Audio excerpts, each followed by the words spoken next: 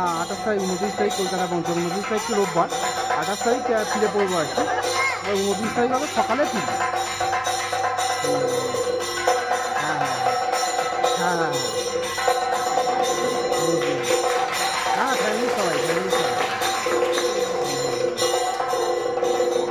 হ্যাঁ হ্যাঁ হ্যাঁ আমি গাইড করে দেবো, বলে দিতে পারবো কোথায় কি। হ্যাঁ হ্যাঁ হ্যাঁ হ্যাঁ হ্যাঁ হ্যাঁ হ্যাঁ একদম হ্যাঁ ঠিক আছে ঠিক আছে ঠিক আছে হ্যাঁ রাখুন তাহলে।